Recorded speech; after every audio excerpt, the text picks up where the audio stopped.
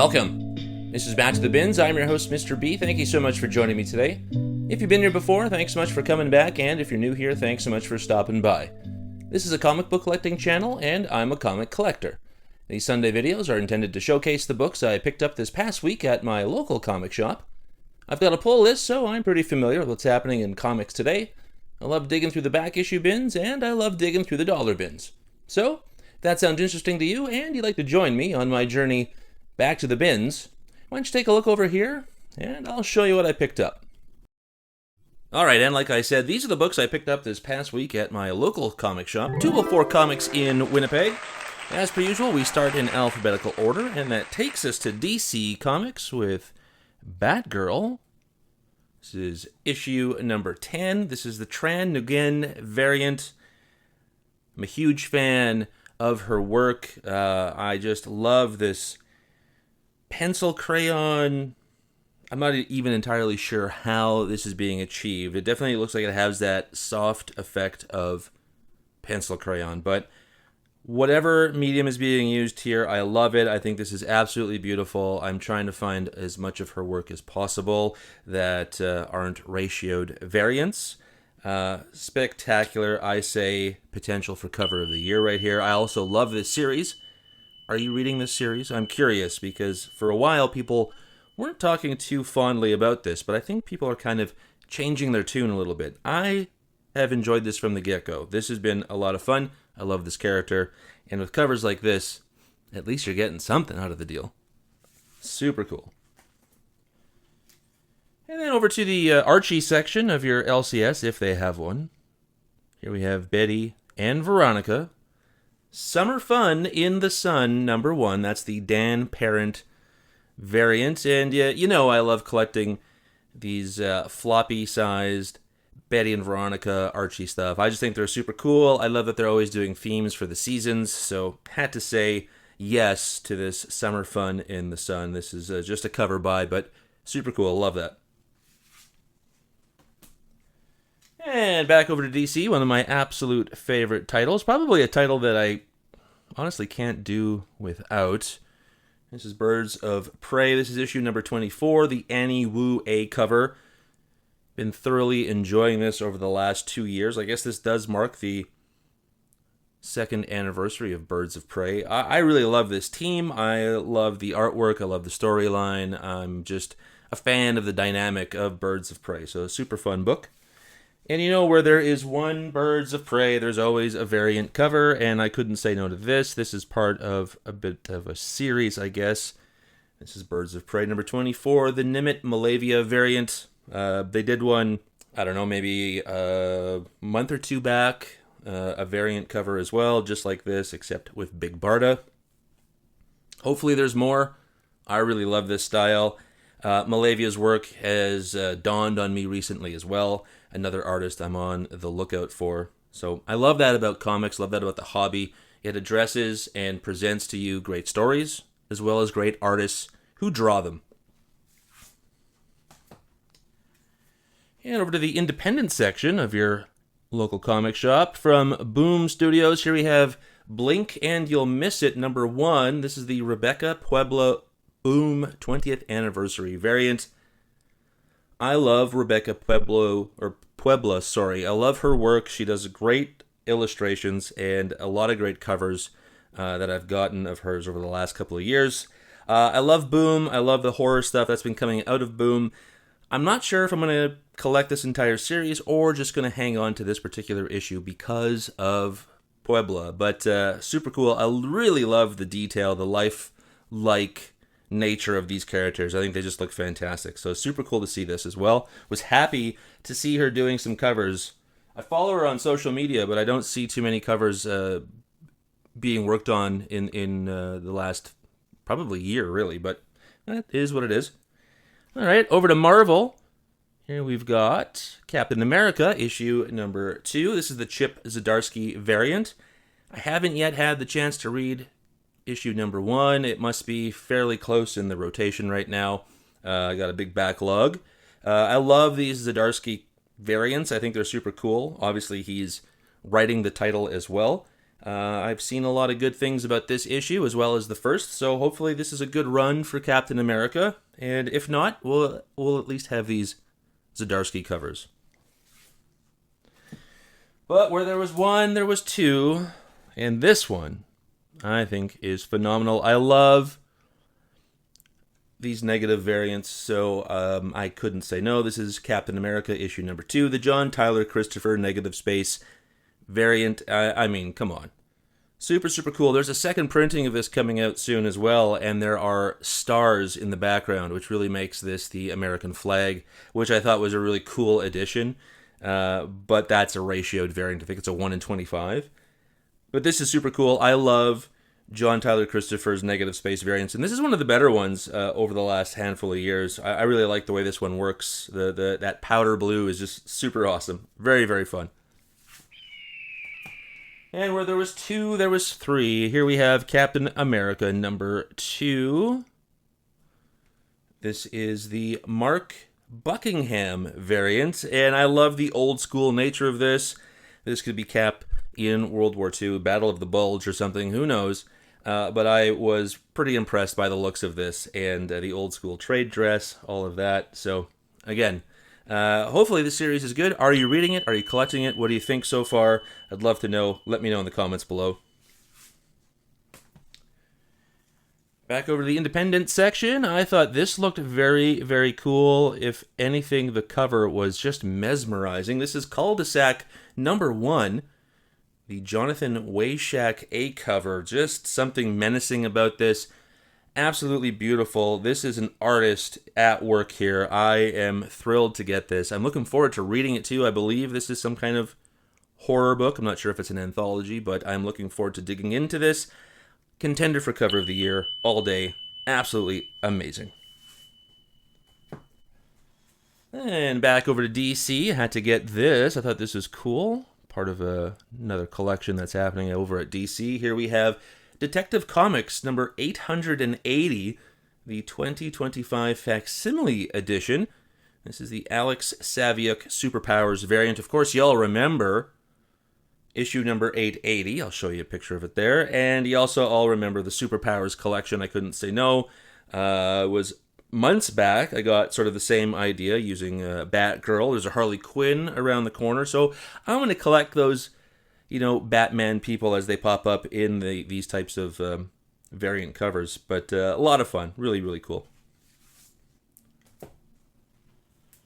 And back over to the independent section. Here we have from Mad Cave, doing great stuff there. This is Dick Tracy, number 11.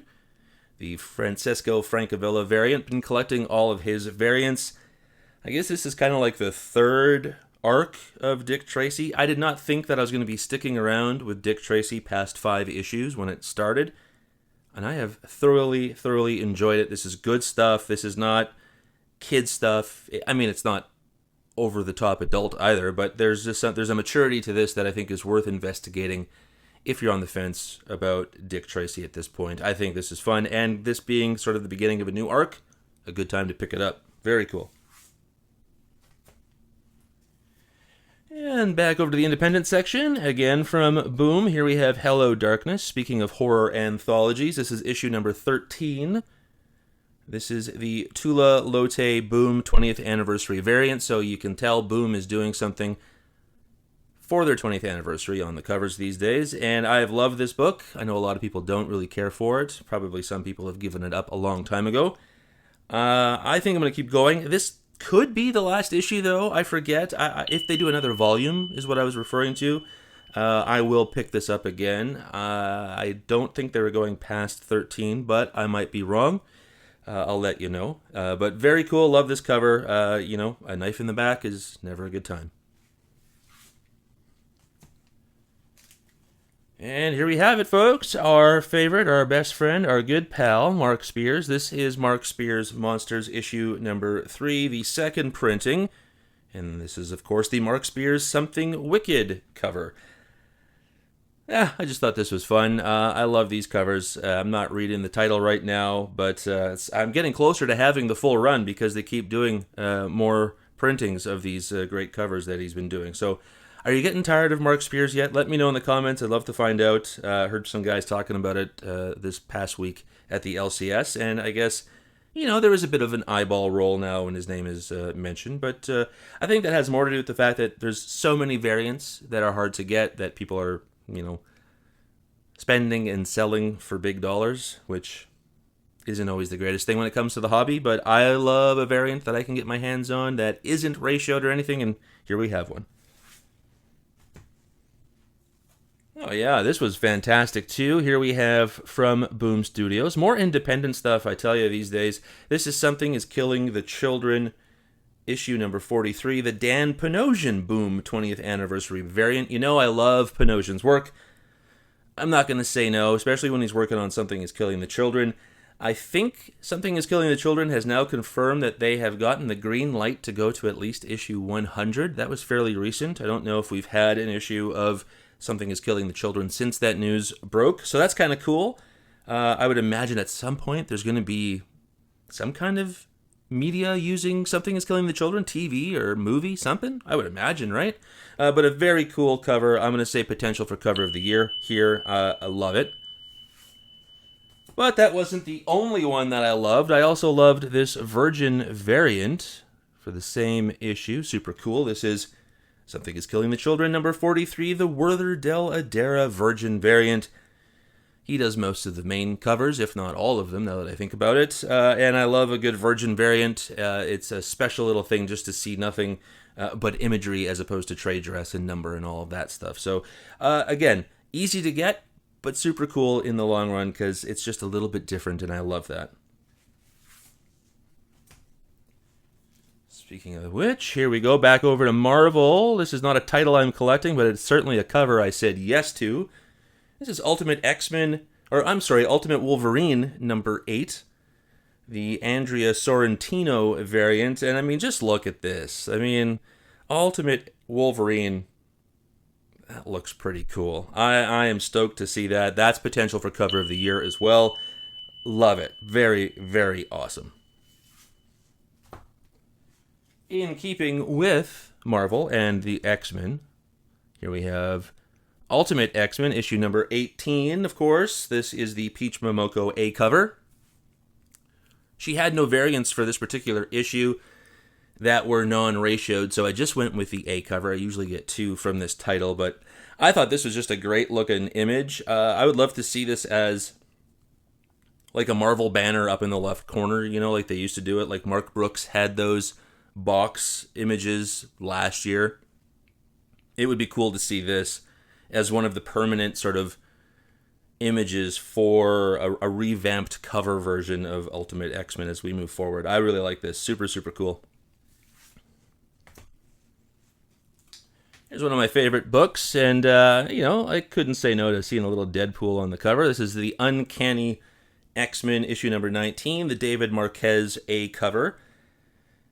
Yeah, there's something a-brewing here, and nobody, at least our X-Men, probably aren't that interested in hanging out with Deadpool and Outlaw. But I'm curious to see what this is all about. I do love this comic. I think this is a lot of fun. I love where it has been going. We'll see where this is. I think I'm still an issue behind. I think I still need to read issue number 18. But I have been loving this series. Another one I'm probably not going to give up. And there's always a cool variant for this title, and I love Jubilee, so I couldn't say no to this. Here's the Uncanny X-Men number 19.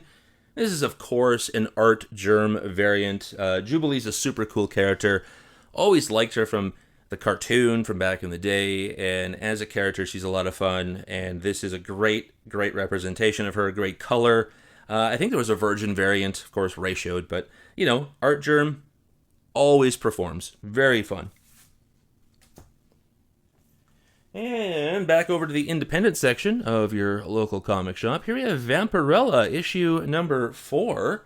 This is the Greg Land variant. I'm just trying to get different variants or different covers for this entire run of Vampirella. I just thought, there's a lot of artists working on these covers, so I'm just going to grab the ones that I really like. And I thought, I don't have too many Greg Land covers, so I thought, well, this one looked kind of cool, and we'll go with it. So Love it. This book really grew on me. Issue number 2 I actually thought was really good. Issue 1 I was kind of on the fence with. Still haven't read issue number 3, but we'll get there. And this is legacy number 679. They're all waiting for 700, no doubt about it. And then I had to check out the dollar bins. It's been a while, and I found some X-Men classic. Here we have issue number 55 from November of 1990. You got an Andy Kubert cover, and this is sort of a retelling of Uncanny X-Men issue number 151.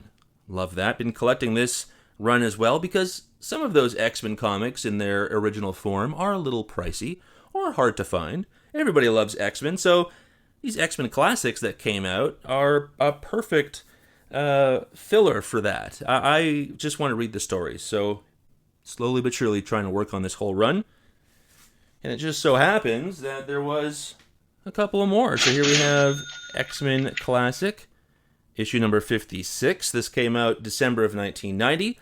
That is the Steve Lytle cover, and this is a reprinting or retelling of Uncanny X-Men number 152. But look at this fantastic cover. I love this so much. Super, super awesome. All my favorite characters on there. Very fun. And I said there was one more, and here we have it. This is X-Men Classic, issue number 57. That is a Mike Mignola cover. This came out in January of 1991 and is a retelling of Uncanny X-Men issue number 153. And that unique and distinct Mike Mignola artwork really shines. This would have been something that back in the day I would have just been absolutely repulsed by. But I do love the creativity and the just obscurity of it. I mean, it's hard to tell unless you're really looking, but take a look at the little cowboy hat that Wolverine is wearing. I mean, I love it. Super fun. Well, there you have it, folks. That's everything. Hopefully you enjoyed that. And how about we get back to the real world, shall we? Well, it was a great stack of books. Hopefully you enjoyed what you saw. And if you did, why don't you like, comment, and subscribe? It really helps to build the channel, and I'd love to develop a community of people who just really love comics. Thank you so much for joining me today. We'll see you next week. And until then, remember, comics are good.